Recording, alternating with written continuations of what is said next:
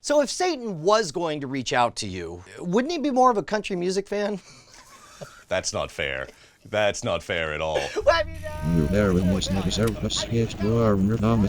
All right, when we were kids, what were like the biggest things that you were afraid of? Well, nuclear war, right? Yep. Everybody born after 1990 can't even imagine what it was like. And Satan, because he was involved in everything. Rock music, Dungeons and Dragons, daycare centers. Everything was blamed on Satan. And one of the ways that he got into your life, as I had always heard, were messages that were hidden backwards in rock music. I remember my mom scaring the crap out of me, saying like, you know, little Susie came home and she got a piece of paper someone gave her with instructions to summon the devil. You don't mess around with that. That's awesome.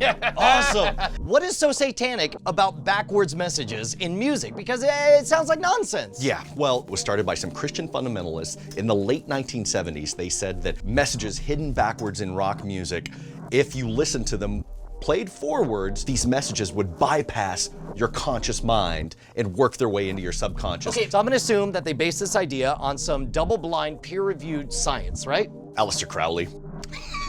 The dude who got high at tantric sex. Yep, early 20th wrote a bunch century. of nonsense. The Beast. He wrote that in a book. Some Christian fundamentalists ran with it in the late 70s, and suddenly it was everywhere. If you play anything backwards, it does legitimately sound creepy as hell. Yes. And if you told me beforehand, like, hey man, you're about to hear Satan's voice, I'd be freaking out. And I'm sure I would hear Satan's voice. Well, as Bill Hicks put it, if you're playing a record backwards, making it go brrr, you are Satan.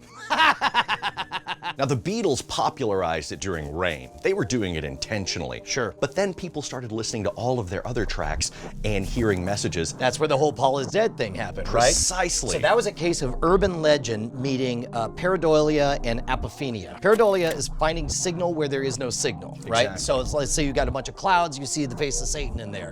Apophenia is interpreting the face of Satan in the clouds to mean that you should go out and murder people. Is that right? Right. With the Beatles, everyone started listening and hearing all of these other things, and it spread everywhere. There was a DJ in 1981 who started playing Stairway to Heaven and saying, no, there is a very clear backwards message here. We'll be the judge of this. Oh, I yes. kill a bunch of hobbits every day before breakfast.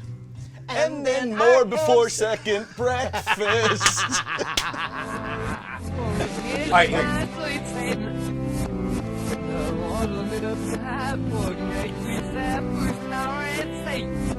All right. Tell me this is all just coincidence, because that definitely sounded exactly like the one little path, my sweet Satan. So here's to my sweet Satan. Listen, here's to my sweet Satan.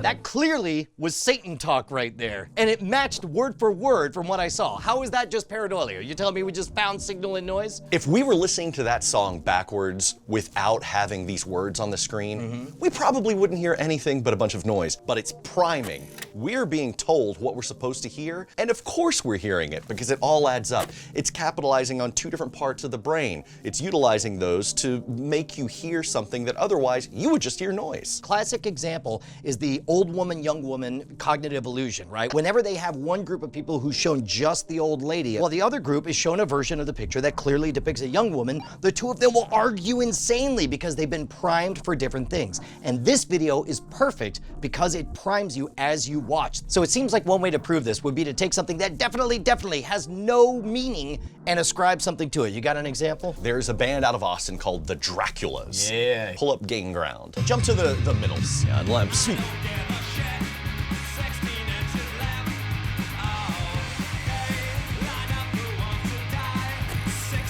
All right. So let's go ahead and pull it up reversed. So this is the same thing reversed. What section am I listening Jump to 109. Here we go. You know,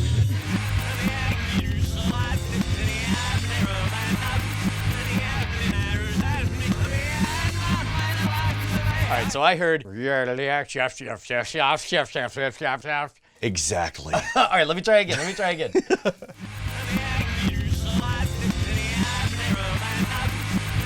Yeah, I got nothing. I can make nothing out of that. Okay. Let's do it again, but this time I want you to pry me. What should I expect to hear? O Satan, to the end, you shall last until the end.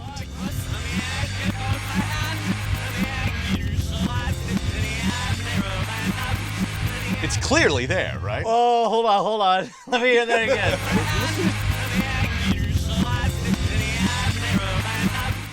dark part of your brain found satanic lyrics in this? Oh, I find it everywhere. You sat down and you're like, okay, I'm just gonna listen for the word Satan. Yeah, that was actually the cue that I was looking for. I found that this morning before I came over here to record. All right, that's terrifying. Yeah. I'm gonna backmask positive messages like, hey man, you're great.